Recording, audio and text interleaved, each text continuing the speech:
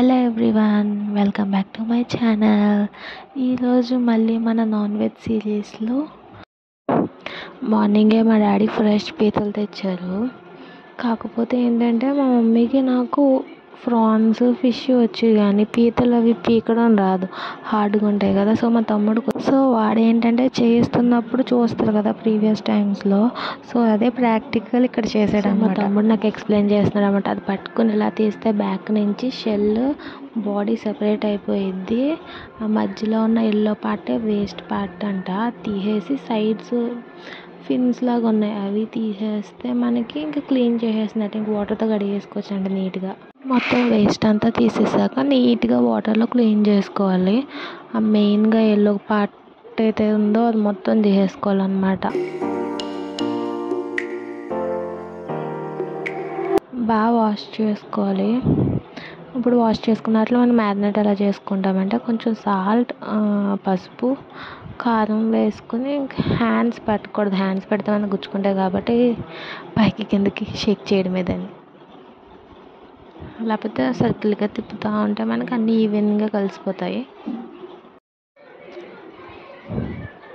ముందుగా ప్యాన్ పెట్టుకొని ఆయిల్ వేసుకొని, ఆయిల్ బాగా హీట్ అయ్యాక ఆనియన్ అండ్ చిల్లీ పేస్ట్ ఉంటుంది కదా, ఆ పేస్ట్ వేసి బాగా వేపుకోవాలన్నమాట. బాగా ఫ్రై అయ్యి పచ్చి స్మెల్ అంతా పోయిన తర్వాత అందులో కొద్దిగా సాల్ట్ వేసుకోవాలి.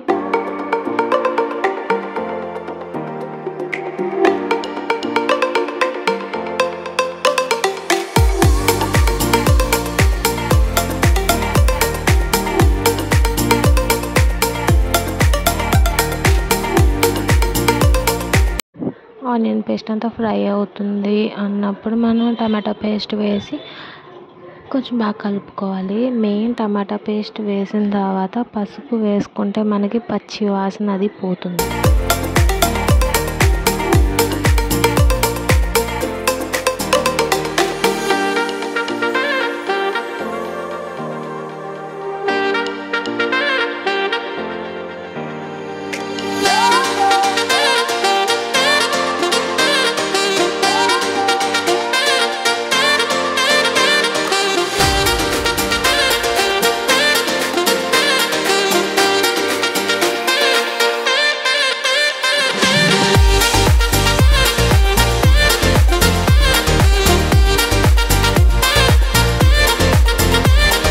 టమాటా ఆనియన్స్ బాగా మగ్గాక అందులో కొంచెం అల్లం వెల్లుల్లిపాయ పేస్ట్ వేసుకొని బాగా కలుపుకోవాలి.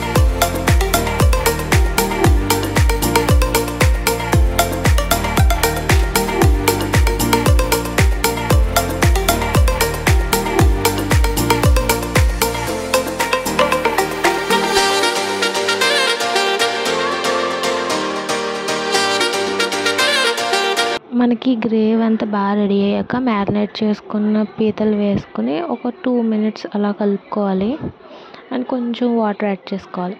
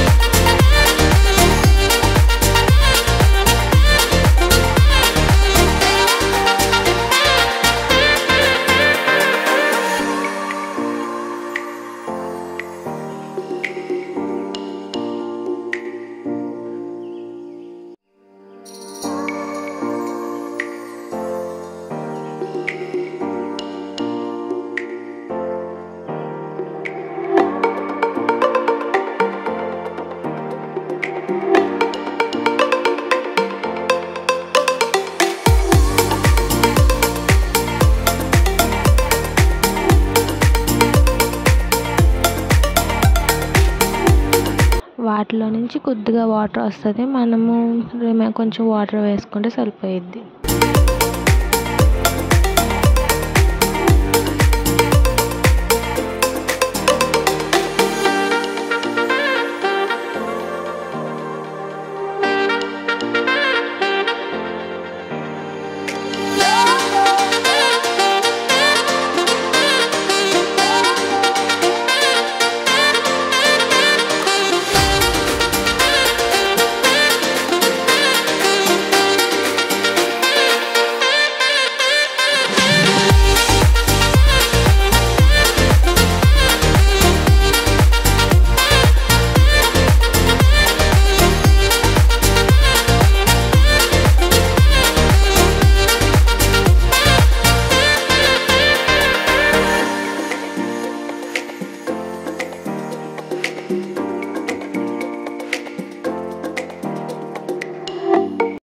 మన టేస్ట్కి తగ్గట్టు సాల్ట్ అండ్ కారం చూసుకుంటే సరిపోయిద్ది.